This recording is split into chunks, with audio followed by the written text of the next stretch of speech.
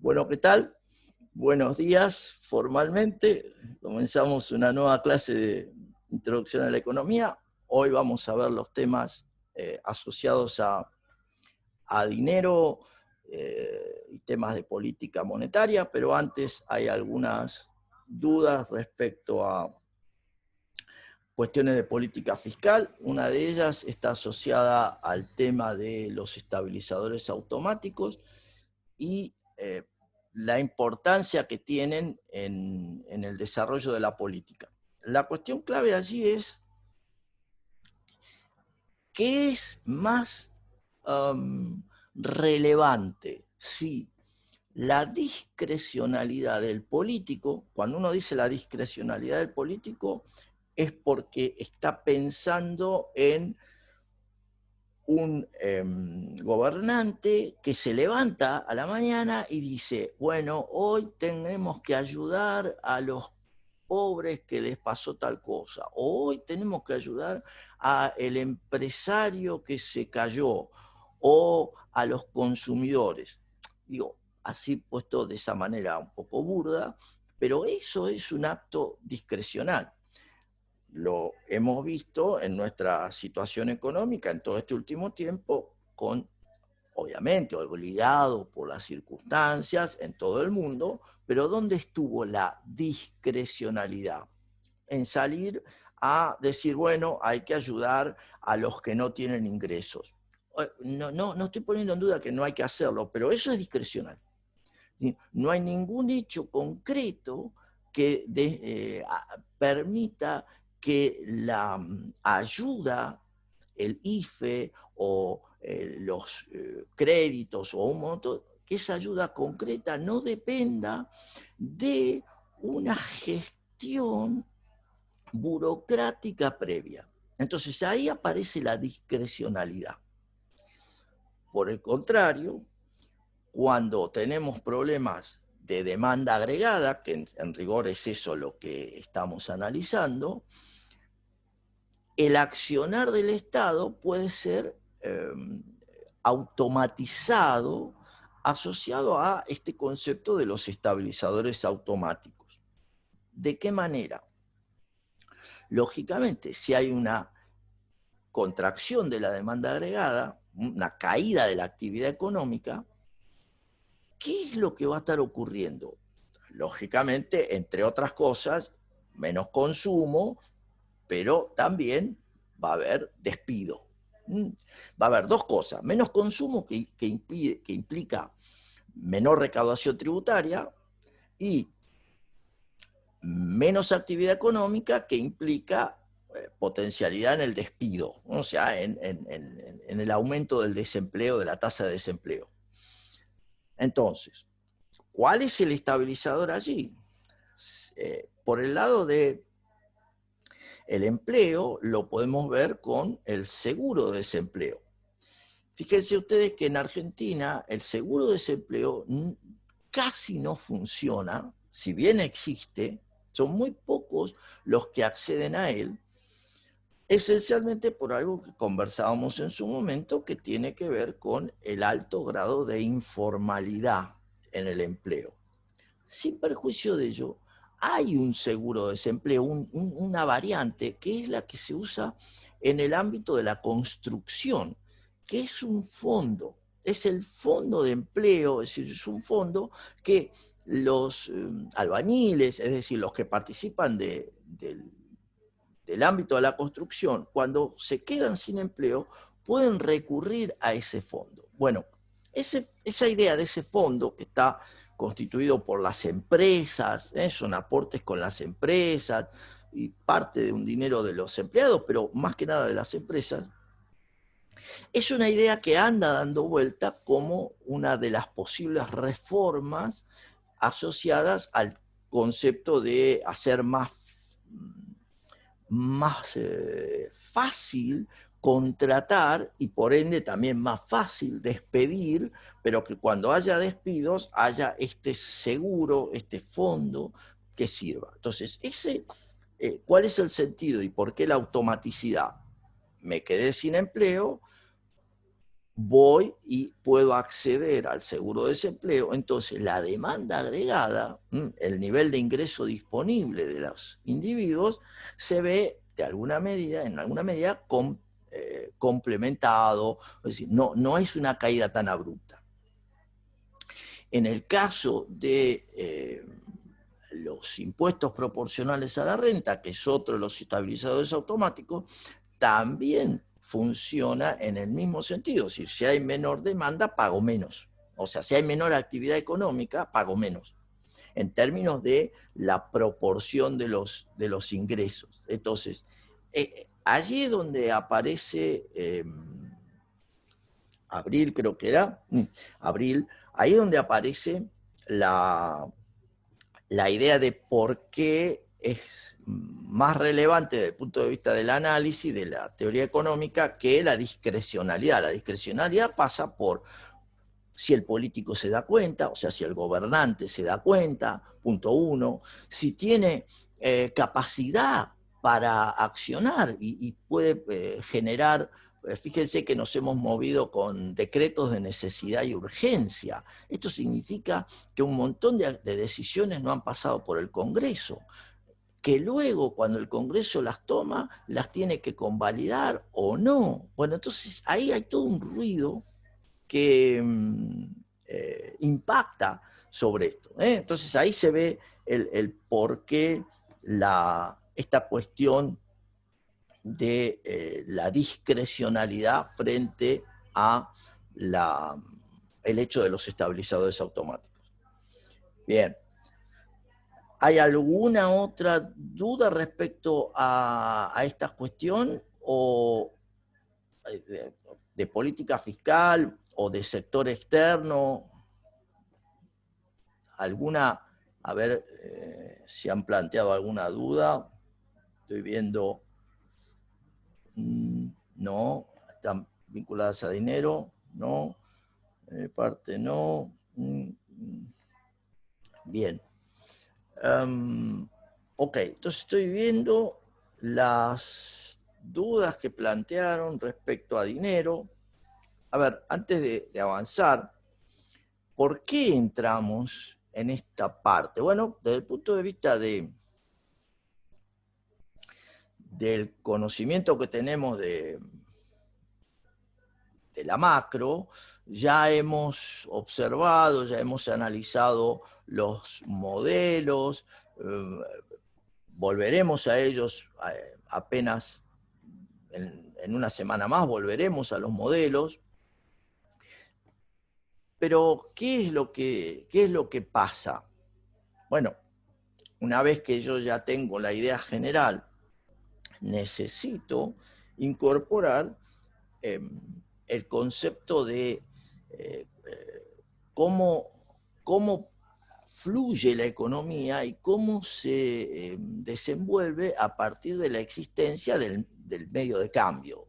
Es decir, cómo pasamos de una economía de trueque a una economía donde existe el dinero. Entonces, ahí aparecen todas las cuestiones asociadas a qué es el dinero, qué funciones cumple, en qué medida nos ayuda al desarrollo y en qué medida eso genera más o menos actividad económica. Entonces ahí es donde aparece toda esta cuestión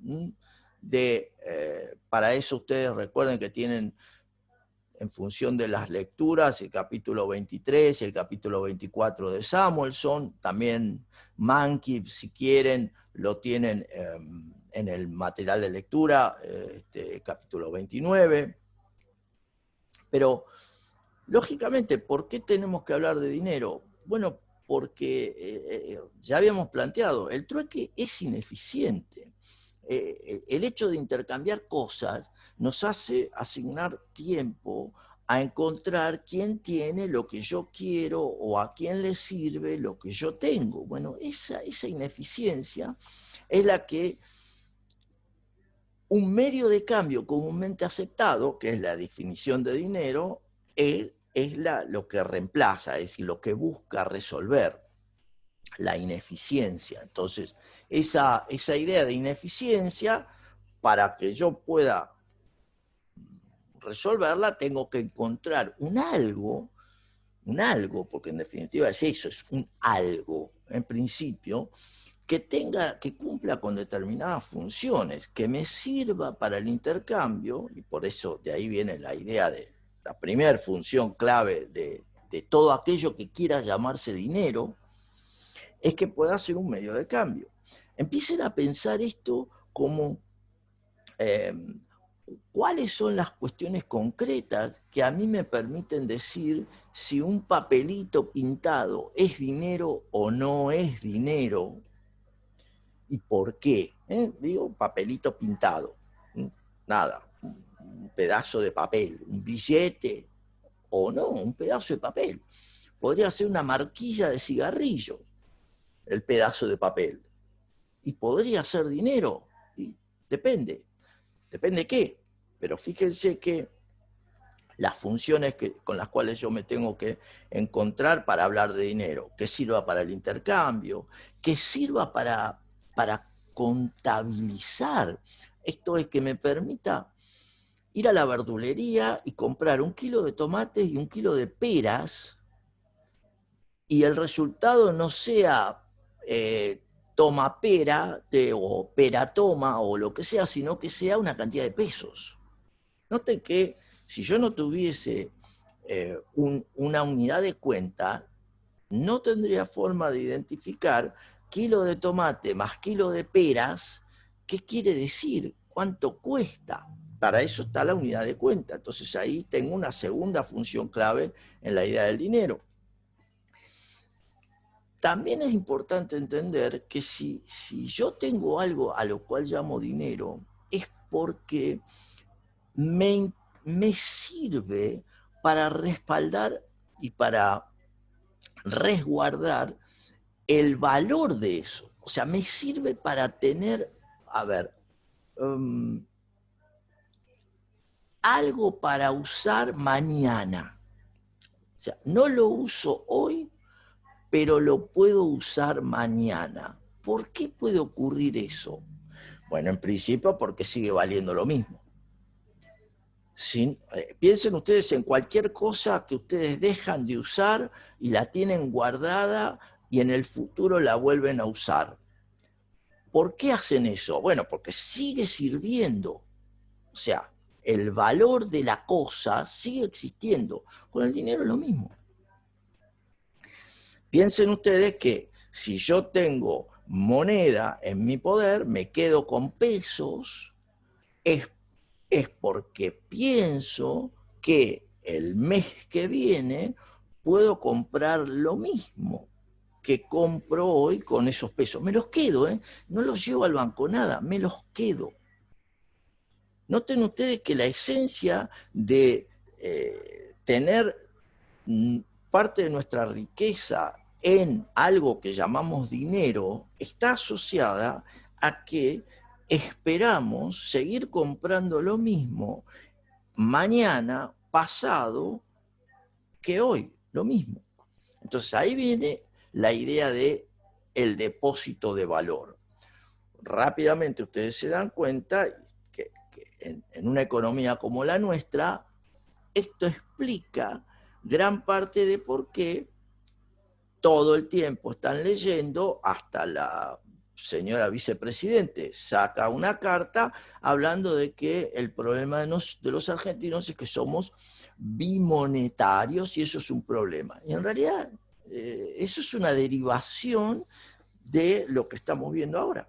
O sea, no nos interesa, no nos gusta tener divisas en lugar de pesos per se, porque se nos ocurre. O sea, divisas en lugar de pesos. Lo hacemos porque estamos buscando resolver una cuestión que nuestra moneda no está resolviendo.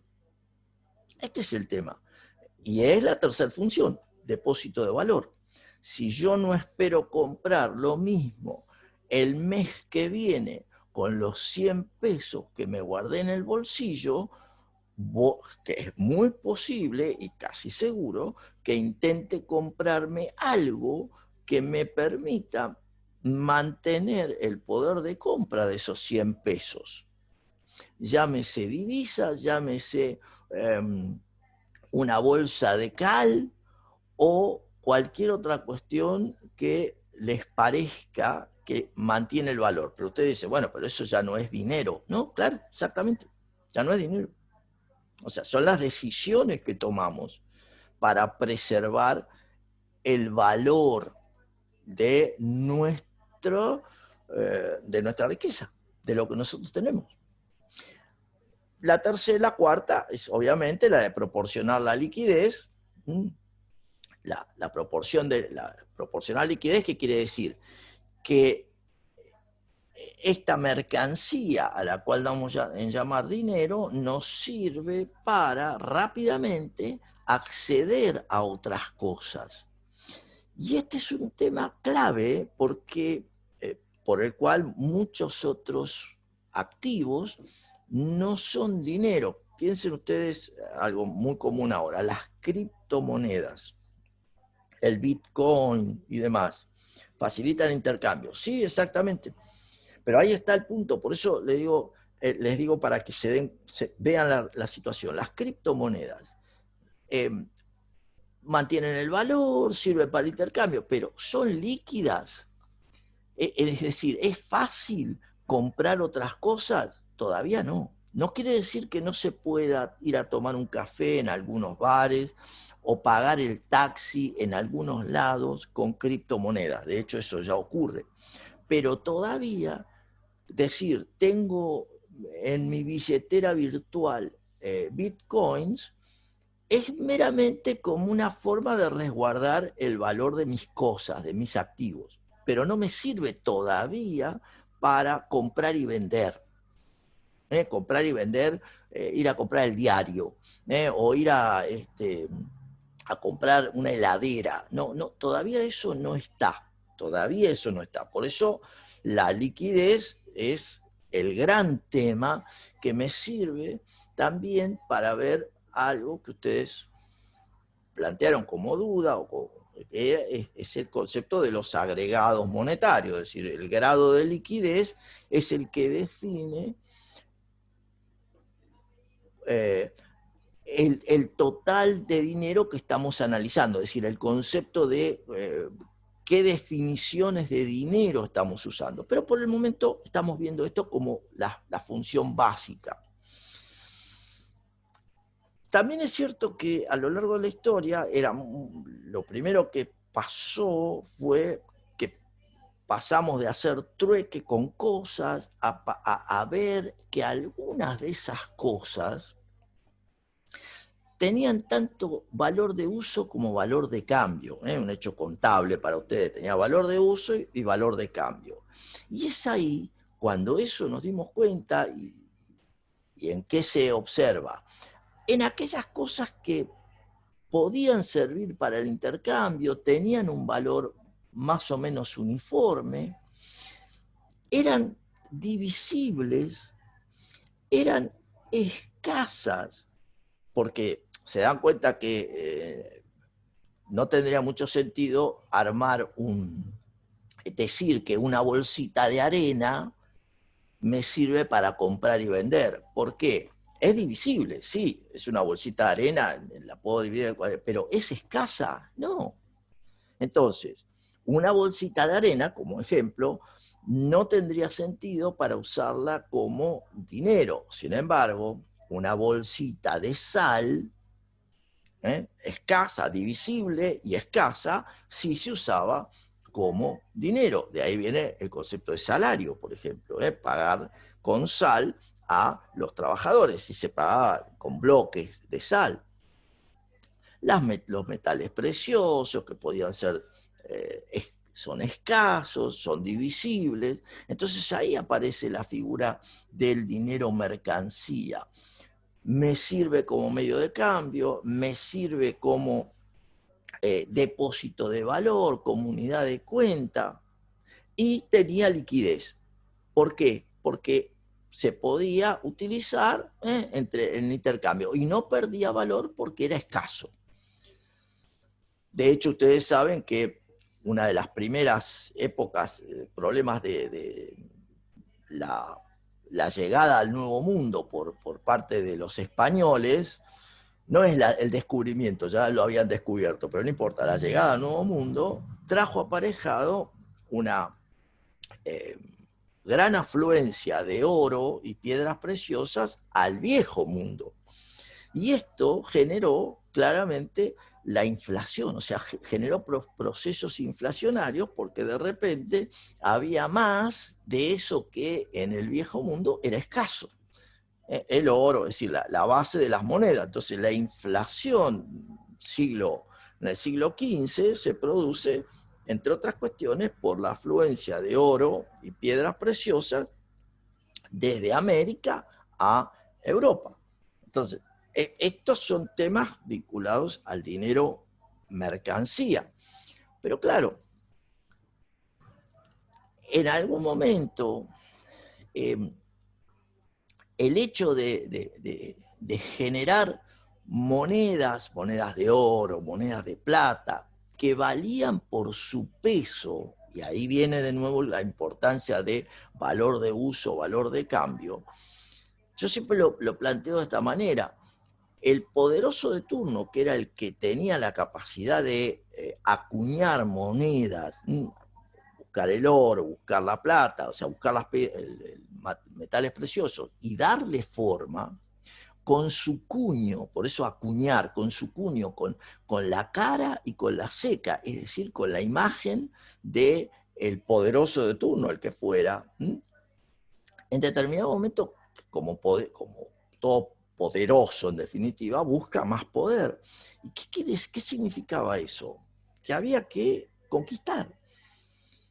Conquistar implica algo muy simple, ejércitos. Pero el ejército en la antigüedad era pago, o sea, no hay ejército obligatorio. La milicia, salvo cuando ibas por los campos a levantar gente. No, la milicia era paga. Por ende, si yo quiero conquistar, necesito más milicia, necesito tener más recursos. Y es ahí también donde se produce que el poderoso de turno se da cuenta que con el desarrollo de las aleaciones, con el desarrollo de la metalurgia, que podía alterar el valor del oro y el valor de la plata, o sea, de la moneda, mezclándolo con algunos otros elementos que a priori no se dieran cuenta que era con una menor ley. Le estaban modificando la ley es la relación. Esto, ¿en dónde lo ven ustedes históricamente? ¿Dónde lo ven reflejado? Bueno, cuando ven las películas de los piratas, o sea, las películas donde agarran el doblón de oro y lo muerden. ¿Por qué lo muerden? Porque justamente lo que estaban viendo era si era oro o era una aleación, porque el oro es maleable. Oro, plata es maleable. Las aleaciones no, entonces lo volvían más duro. Bueno, de ahí viene esa costumbre que vemos reflejada. ¿Y qué trae aparejado esto? Algo muy simple. Cuando la gente empieza a darse cuenta que la moneda que tiene no es la que no vale por su peso en oro, lo primero que hace es sacársela de encima. Es decir, usarla para comprar o usarla para pagarle los impuestos al poderoso de turno. Esto es sacarse la moneda mala y quedarse con la buena. En la teoría, ustedes lo van a ver en los textos, eso se conoce como la ley de Gresham. O sea, la ley de Gresham es eso. O sea, toda sociedad que está enfrentada a una moneda que tiene menor valor, se la saca de encima y busca quedarse con la que sigue manteniendo el valor. Piénsenlo en términos de nuestra economía y se darán cuenta rápidamente que si tenemos un proceso inflacionario de por medio, o sea, a la vista, vamos a tratar de sacarnos encima rápidamente los pesos y quedarnos con monedas que tengan un valor persista en el tiempo. De allí que buscamos comprar divisas, para ponerlo así. Entonces, fíjense cómo eso, que estaba asociado al dinero mercancía, la pérdida de valor, la ley de Gresham, el buscar sacarme de encima, era porque todo el mundo se daba cuenta que el gobierno, o sea, el poderoso de turno, estaba falseando la moneda. ¿Qué es lo que tuvo que hacer el poderoso de turno? Claramente, aceptar todas las monedas y establecer que dejaba de tener ya tanto sentido la representación física, una moneda de oro, de plata, y pasó a transformarse en un pagaré, en un pedazo de papel. Ese pagaré, un pedazo de papel, pasó a ser lo que hoy conocemos como los billetes. Billetes. Pero ¿cuál es el porqué de esos billetes? Porque claramente lo que estaba diciendo ese billete es: el que tenga este billete va a poder pagar, hacer las compras, porque yo, que lo emití, soy el respaldo. Y entonces ahí aparece el segundo concepto de la moneda, la definición de dinero, que es el dinero fiduciario. Porque fiducia justamente significa confianza. Entonces, el dinero que nosotros vemos, tenemos en nuestros bolsillos, o donde sea, es estrictamente dinero fiduciario. ¿Por qué? Bueno, porque solo vale por la confianza que tengamos en quien lo emite. Cuidado, para que no haya duda, en este momento no hay ninguna moneda en la Tierra que sea respaldada en su totalidad por mercancía, o sea, por activos, por oro o divisas, el famoso patrón oro. No hay ninguna moneda que esté respaldada por estrictamente por oro o plata. Ninguna. ¿Qué quiero decir con esto? Todas las monedas son fiducia, son conceptos fiduciarios. ¿Y en qué se traduce esto? En que nosotros terminamos buscando la moneda emitida por aquel en quien más confiamos. No importa, depende en qué parte del planeta estemos, vamos a estar cerca en Oriente y vamos a estar buscando tener renminbi o tener yuan o tener yen de Japón. Si vamos a estar en Occidente, vamos a buscar tener euros. Si estamos en la zona euro, vamos a buscar tener dólares si pertenecemos al área dólar. Cada uno está buscando, pero ustedes me podrían decir, bueno, pero en Brasil la gente no demanda dólares, o sea, la gente demanda reales, exactamente, y es real que demanda reales.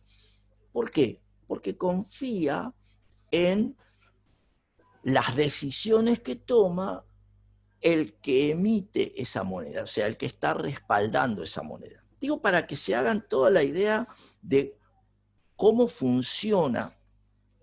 Noten ustedes que lo último, yo les subí el otro día un artículo en el grupo de Facebook, lo último que tenemos son dinero digital. Por ejemplo, China acaba de generar dinero digital, que no son criptomonedas, es dinero digital, es dinero a partir de exclusivamente el manejo por medios digitales, estrictamente celular.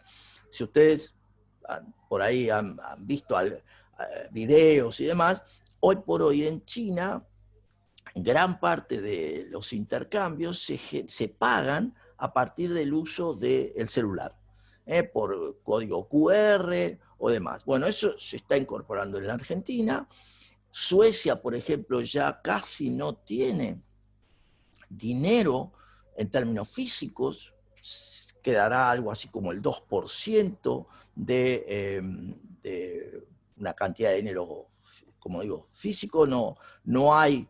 El resto lo manejan en forma digital. Y esto entonces es hacia dónde vamos. No cambia, puede ser como el mercado pago. No es exactamente, a ver, para que no haya duda, Victoria, Mercado Pago o cualquiera que utilice para pagar tu celular necesita, me pareció muy interesante ese artículo, el profesor, realizan distintos pagos a través de esa moneda digital. Exactamente, sí, Gisángel. La idea es esta. Mercado Pago, para pagar, vos necesitas tener pesos. Quiere decir que en algún momento alguien te pagó con pesos, entre comillas, físicos. Esta cuestión digital es estrictamente digital porque en tu cuenta te pagaron con moneda digital. Parece una tontera, pero saca de vista el hecho de que en la primera mirada tenés que imprimir los billetes, como tenés que imprimirlos y después vas y los depositas en el banco. Alguien los depositó. En esta mirada no hay impresión, un hecho físico, no, es estrictamente digital todo. La forma de operarlo, como bien lo plantea Victoria, es por Alibaba, por Mercado Pago, es decir, por un montón de operadores, ¿sí? Pero eso es la manera. El Bitcoin, exactamente, Julieta, pero el Bitcoin es una criptomoneda, es otra variante, es una criptomoneda generada por nosotros. Por eso les recomiendo que lean el artículo. Es el Banco Central de China emitiendo una moneda digital. El Bitcoin es un algoritmo, es decir, es un proceso matemático con ciertas particularidades que permite generar una determinada cantidad de moneda digital, criptomoneda, que se puede intercambiar. Son distintas formas de ver el concepto de dinero, pero son nuestra realidad. Yo empecé a hablar de Bitcoin, me acuerdo, hará 8 años, y mis alumnos, o sea, como ustedes, nada, era algo, bueno, hoy para ustedes al toque, sí, criptomoneda, Bitcoin, y ya está. Bueno, hace 8 años cuando empecé con esto era absolutamente nada, no existía, sin embargo era lo que se venía. Bien, pero entonces, cuando hablamos de toda esta idea del dinero y vemos que la importancia está asociada a la liquidez, aparece esta idea de, bueno, pero en definitiva, ¿cuánto dinero hay? Y entonces ahí surge la concepción de la oferta monetaria. ¿Cuánto dinero hay? La oferta monetaria. Si yo le pregunto a ustedes, ¿cuánto dinero tenés? Nada, me dice alguno. No, ¿cuánto dinero tenés? Y me meto la mano en el bolsillo y te puedo decir, tengo 100 pesos. Pero al mismo tiempo vos te acordás, no, pero pará, yo tengo una cuenta, una caja de ahorro. Yo tengo plata en el banco. ¿Cuánto dinero tenés? No, resulta que en el banco tengo 1.000.000 de pesos. Acá tengo 100 pesos. Entonces tenés 1.100.000. Ahí aparece la cosita de cómo entiendo la oferta monetaria. Bueno, la oferta monetaria es el total de billetes y moneda más los depósitos que cada uno tiene en sus cuentas. Esa es la oferta monetaria. Fíjense que en una forma simple es el total del circulante que hay, físico, más lo que tenemos depositado en nuestras cuentas, en los bancos. Entonces uno dice, bueno, me quedo tranquilo. Pero esa sería la oferta, es el total.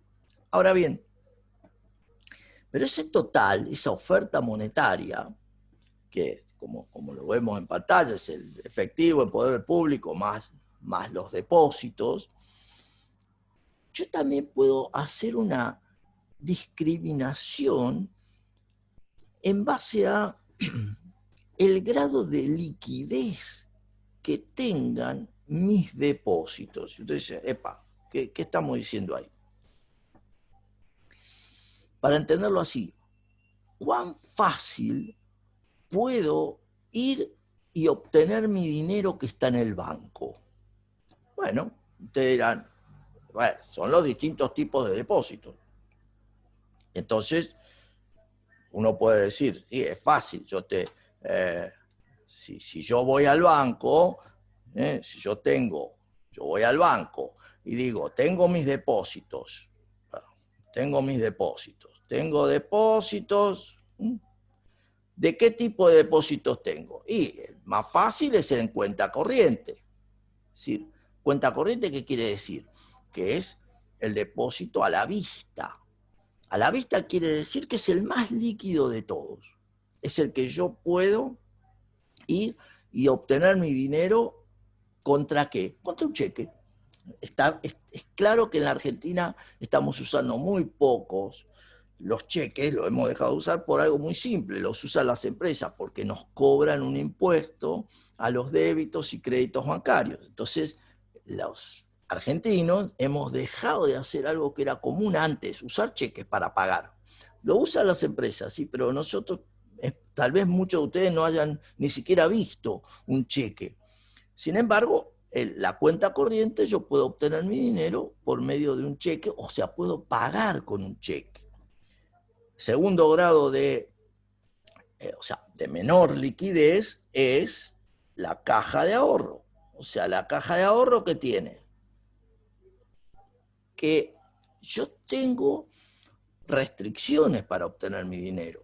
Ustedes me dirán, no, profe, yo puedo gastar. No. ¿Cuánto podés gastar? ¿Cuántas extracciones por día podés hacer? ¿Cuánto podés extraer en total? Se dan cuenta que hay un conjunto de restricciones que están asociadas a esta idea de la liquidez. Entonces hay un menor grado de liquidez.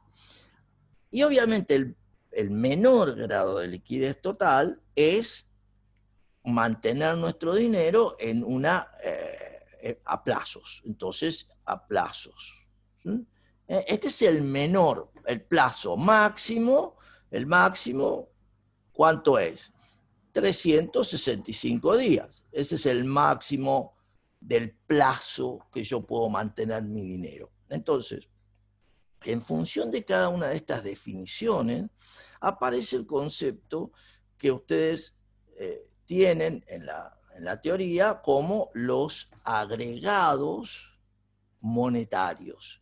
Esos agregados monetarios hay varias definiciones, que siempre es útil entenderlo.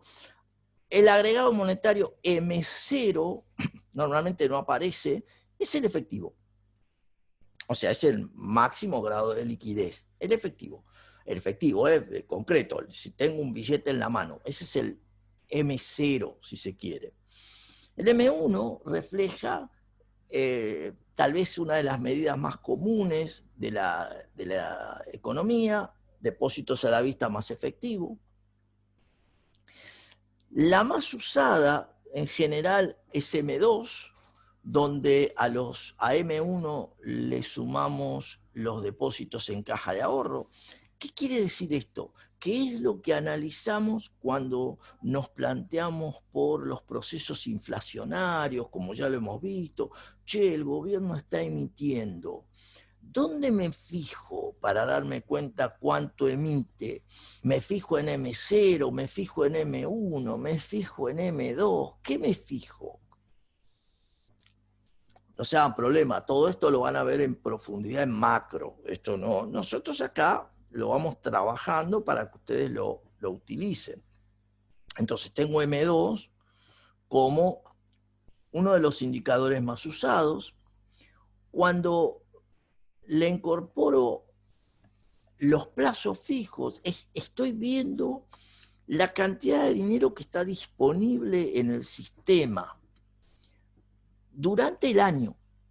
Y esto sí es interesante también entenderlo, porque hasta ahí tengo una definición concreta de dinero, oferta monetaria, agregado monetario, M3, la disponibilidad de dinero en el sistema, M3.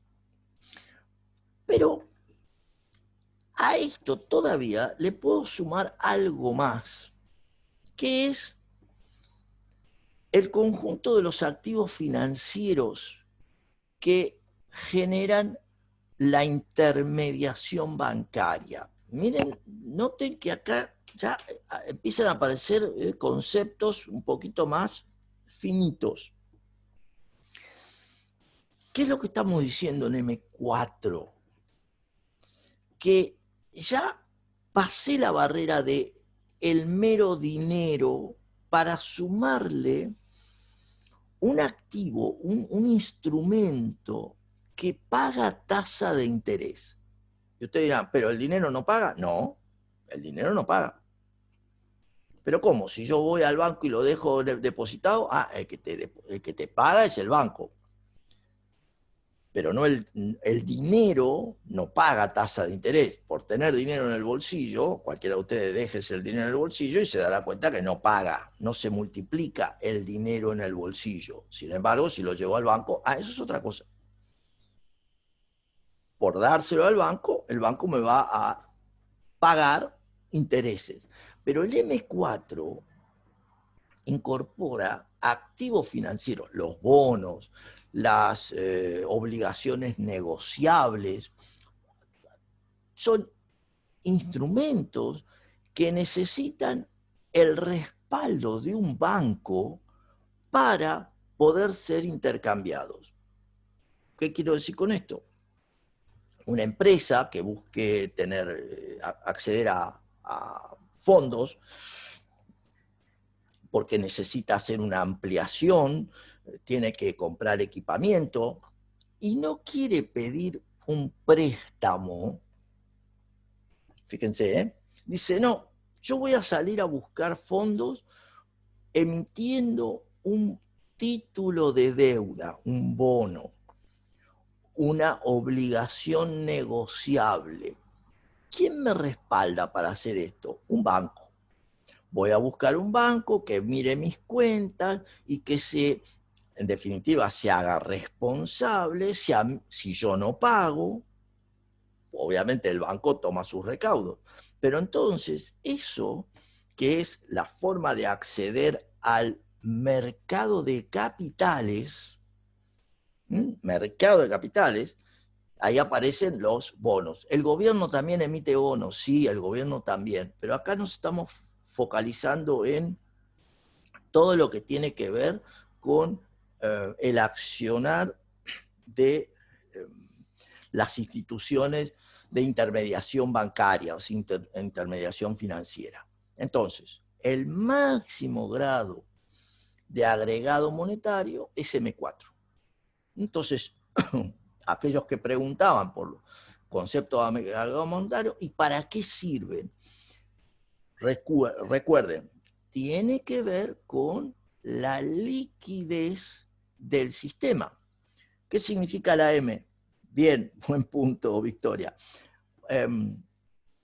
Normalmente la terminología en estas cuestiones, ustedes saben, viene del inglés, es money, moneda. Money, o sea, no moneda, money de dinero en inglés, podríamos decir es moneda de castellano, bueno, es lo mismo, pero la M viene de ese concepto. Sí, Victoria, money y money supply, o sea, la oferta monetaria es los temas que vas a ver generalmente una MS, M supra S. Pregunta uno, no, Victoria, está bien.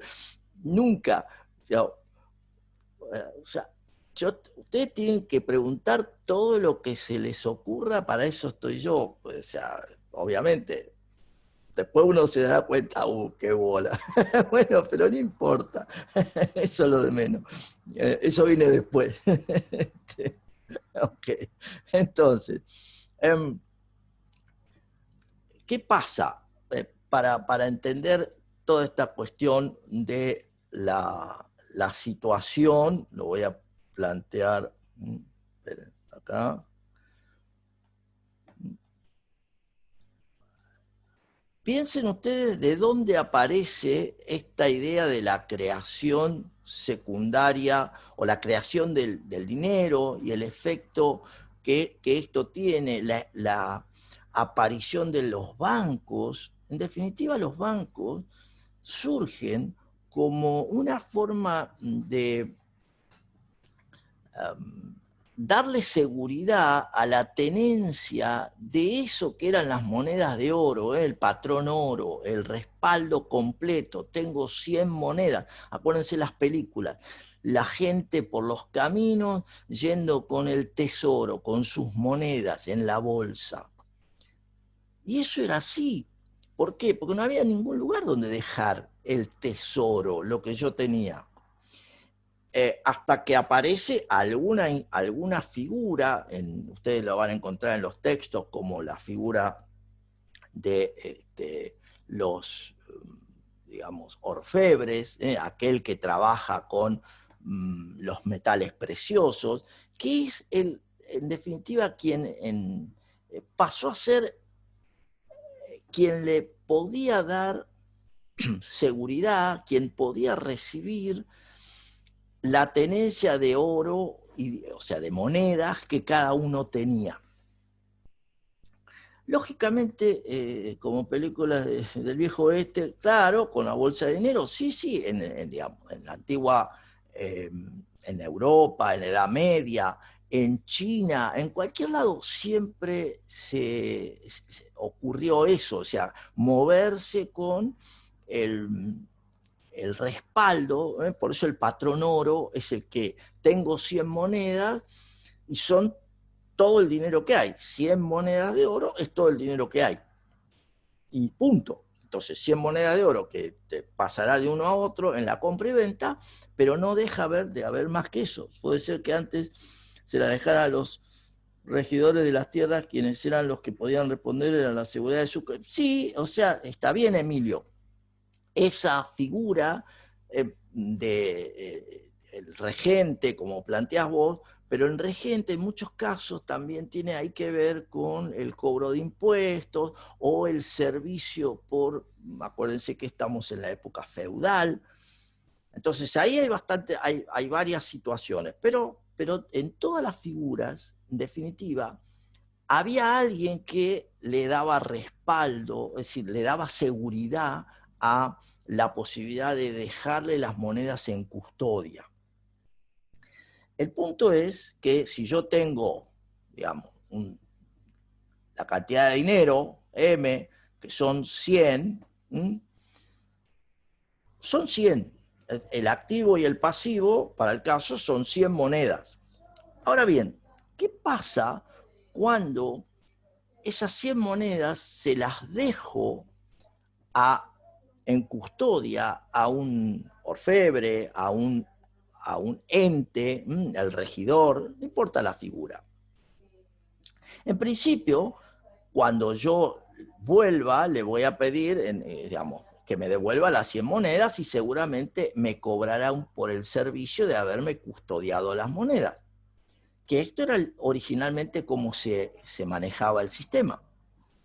Noten ahí que el respaldo total es eso, 100 monedas que eventualmente yo podía emitir un papelito, hacer un papelito y que dijese, páguese a fulano, a Emilio, páguese a Emilio 50 monedas de las que yo tengo guardadas. Y ese pagaré, antecesor del cheque, antecesor de los billetes, también seguía siendo que había 100 monedas y punto. podía ser 50 para Emilio, 50 me quedaba yo, que eran las mías, pero no importa, seguía habiendo 100 monedas. Ahora bien, ¿qué pasa cuando el que estaba custodiando las monedas se da cuenta que no era necesario tener todas las monedas todo el tiempo, porque la gente no venía a buscar esas monedas todo el tiempo? Y se da cuenta que él podía constituir una reserva, ¿sí? Pongamos que era 20 monedas cada 100, o sea, el 20%, y entonces esas 20 monedas de reserva le quedaban 80 monedas para prestar. Fíjense qué interesante, porque cuando este cuidador se da cuenta que no todos venían a buscar las monedas y que podía usar las monedas, pasó a estar interesado ya no en que le pagaran por tener las monedas, sino en él pagar para que le traigan las monedas. ¿Sí? Fíjense qué diferencia hay. O sea, de ser cobrar por un servicio, te custodio las monedas, a ofrecer, yo te custodio las monedas y te pago. Fíjense que ahí aparece el concepto de tasa de interés bien aplicado. Entonces él tenía 80 monedas para prestar. Lógicamente se las presta a alguien que pasa a tener 80 monedas en su haber. Entonces había alguien que tenía 100 monedas, había alguien que pasó a tener 80 monedas, que para hacerla fácil también se las deja depositadas en el banco, total, con un papelito que diga pagaré, lo podía liberar. El banquero deja inmovilizadas 16 monedas, que son el 20%, y le quedan 64 monedas para prestar. Fíjense que cuando yo hago este jueguito, se dan cuenta que es un proceso de rondas de gastos, un proceso de multiplicación muy interesante. ¿Por qué? Porque claramente, ¿qué es lo que va a terminar ocurriendo cuando termine de prestar la última moneda? Fíjense, hay una suma. Es decir, lo que va a terminar ocurriendo, ¿qué es? Que yo, en el límite, cuando n tiende a infinito, ¿cómo se resuelve una progresión geométrica? No sé, nunca me la presentaron. Sí, ustedes ya la conocen. La progresión geométrica la tienen en el modelo del multiplicador. ¿Cómo se resuelve toda esta secuencia de 100 más 80 más 64 más 57 más? Esto es la suma de ¿qué? La suma de la reserva a la n. Es decir, cómo voy sumando cada una de las partecitas que me quedan. ¿Cuánto dinero hay? Fíjense que ustedes me dirán, no, profe, lo que hay son 100 monedas. Claro, pero este señor sabe que tiene en su haber 80, debe 80, pero tiene 80. Y al siguiente tiene 64, debe 64, pero tiene 64. Es decir, ¿cuánto dinero hay? Bueno, fíjense que esto se resuelve como 1 sobre 1 menos la razón de la progresión, la razón de préstamos. La razón de préstamos, en este caso va a ser P, ¿sí? La razón de préstamos, o lo que es lo mismo, 1 sobre R, donde R, ¿qué es? La relación entre las reservas y el total de dinero, en nuestro caso, el 20%. ¿Sí? Fíjense, ¿esto qué es? La base del concepto de creación secundaria de dinero, o dicho de otra manera, la base del negocio bancario. La creación secundaria de dinero es la que se genera a partir de que, es fácil, ¿cuánto da esta cuentita? 1 dividido 0,2. 1 dividido 0,2 es 5. Esto significa que por cada 100 monedas que puse, voy a tener 500. El resultado va a ser 5 veces esas 100 monedas. ¿Cuánto van a quedar en el banco? El 20% de esas 500 monedas. 100. ¿Cuánto va a haber prestado el banquero? 400 restantes, sobre las cuales, entiendan ustedes, cobra tasa de interés. Sobre estas 100, sobre estas paga y sobre estas cobra. Este es el juego. Este es el juego interesantísimo de la creación secundaria de dinero, que es el que le da sentido a el negocio bancario. ¿Por qué le da sentido al negocio bancario? Porque el negocio bancario se asienta en 3 conceptos. El primero, la liquidez. ¿Qué significa? Que cuando vos vengas a buscar tu dinero, tiene que estar. Claro, pero si yo tengo el 100% de las monedas, esto es, patrón oro completo, cuando vos vengas van a estar, pero ¿cuál es el negocio para mí? No tiene sentido.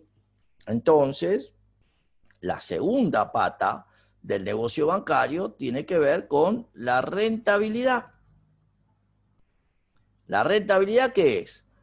La utilidad que obtengo por la inversión. Esta es la rentabilidad. Dicho de otra manera, ¿cuánto me da el uso que hago de estos pesos que vos me dejaste? Esa es la rentabilidad.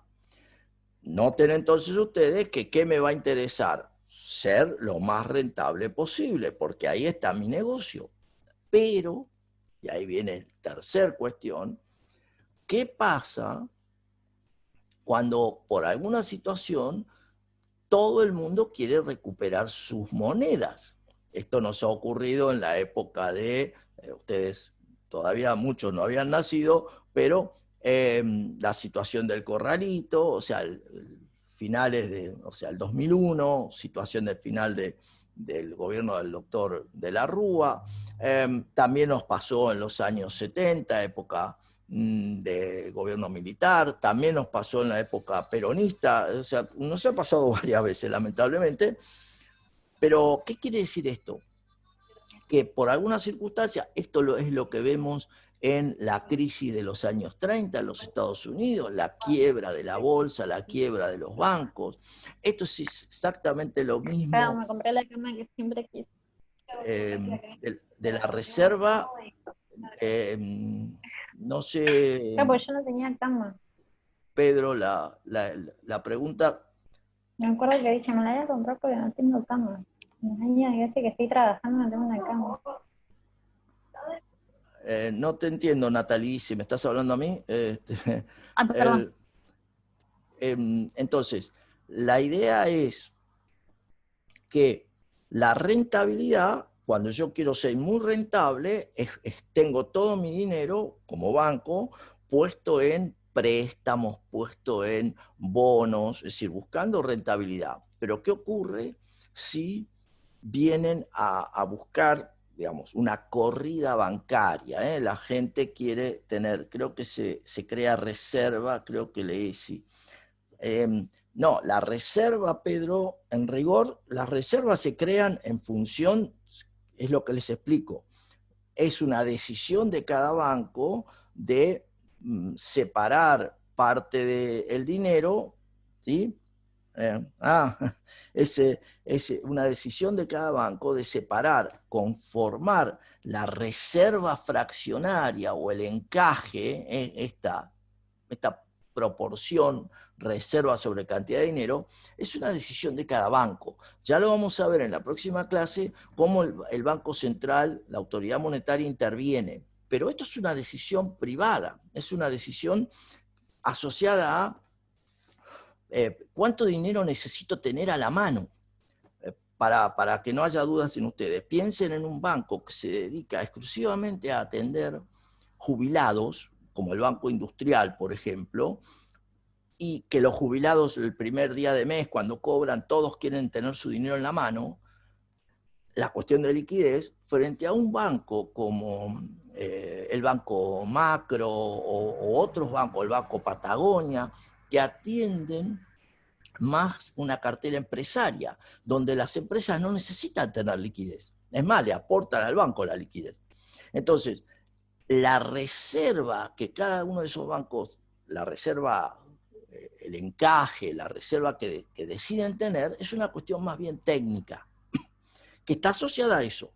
¿Qué necesidad de liquidez? Es como cualquiera de ustedes que tiene un comercio y dice, ¿cuánto es la caja chica para abrir el negocio todos los días? Bueno, eso sería lo mismo que la reserva. ¿Está? Entonces, el tercer concepto para cuando tengo situaciones asociadas a problemas de rentabilidad es la solvencia.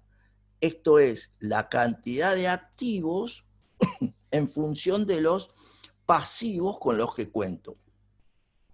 En nuestro gran problema del 2001, llamado corralito, corralón, o sea, situaciones donde no se podía disponer de los fondos y toda la gente quería hacerse del dinero rápidamente, ¿qué ocurrió? Los bancos que estaban todos, aquellos bancos que estaban fuertemente invertidos en bonos del gobierno, que encima el gobierno no les pagaba, tuvieron problemas de no tener la disponibilidad de dinero para devolverle a la gente. Entonces, ¿qué bancos sobrevivieron esa situación? Aquellos que pudieron obtener recursos de otro lado, o sea, que eran solventes. Hubo otros bancos que cerraron, fueron a la quiebra porque no tenían manera de devolverle el dinero. Exactamente la misma situación que ocurrida en los años 30 del siglo pasado en los Estados Unidos, la crisis. Entonces, esta es la base del negocio bancario. Tener liquidez cuando el público lo necesita, ser rentable porque es la base del negocio y ante cualquier situación tener una cantidad de activos que respalden los pasivos, esto es la solvencia. ¿Estamos? Entonces, la idea del negocio está basada en este multiplicador simple que tiene que ver, como decíamos, para que no haya duda, la cantidad de dinero, en este caso, va a ser igual al multiplicador por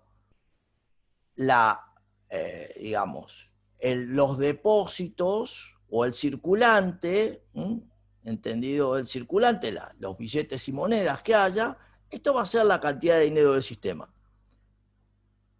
Así, en una forma muy simple. ¿Sí? Circulante más, si quieren, depósitos. Fíjense, circulante más todos los depósitos. ¿Estamos? Este es el juego. Este es el juego que está asociado a la base de la creación secundaria de dinero. Pero es esto, es incorporar dinero en la economía a partir de un esquema muy simple y que eso gire. Como lo decíamos en el modelo keynesiano, las rondas de gasto, bueno, acá es la creación secundaria de dinero.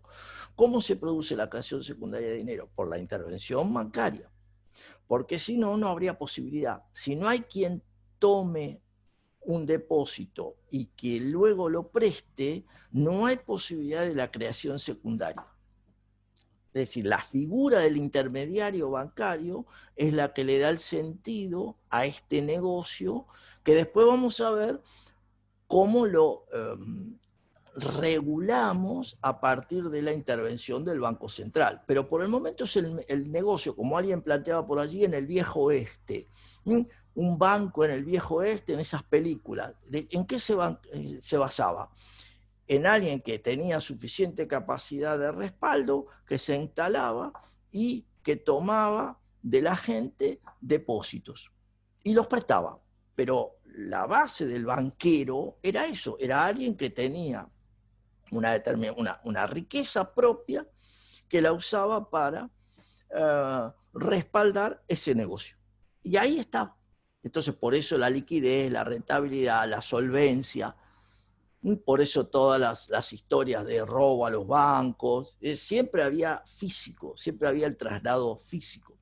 ¿Bien? Ok. Por hoy cerramos con esto. Recuerden que el jueves lo primero que van a tener es el test. A las 10 abre, va a durar, van a tener 15 minutos, así que va a estar abierto por lo menos 20 minutos. Pero son 15 minutos de duración, así que van a tener ahí las preguntas de modelo keynesiano. No entendí la reserva. Micaela, el concepto de la reserva es la decisión de cada banco de separar una cantidad del depósito para tenerla disponible por cualquier situación que alguien venga a buscar su dinero. Ese es el concepto de la reserva, como, vamos a decirlo así, estadísticamente la gente no va a recuperar, a buscar todo su dinero, siempre lo deja. Entonces, la idea del banquero es tener liquidez para que cuando vos quieras tu dinero, tengo dinero para darte, pero todo el resto de las personas que depositaron no van a venir. Entonces, con que yo tenga el 20% de todos los que me vinieron a depositar, tengo suficiente para pagarte a vos o a cualquier otro que venga a retirar. ¿Sí? Esa es la idea. Por eso es un concepto que en principio es técnico y por eso marqué la diferencia entre en un banco que atiende gente que permanentemente necesita efectivo, voy a tener que tener una reserva muy superior a aquellos que atienden a empresas que no necesitan efectivo, efectivo, no que no necesiten que le haga algún préstamo, pero efectivo. Esa es la idea de la reserva.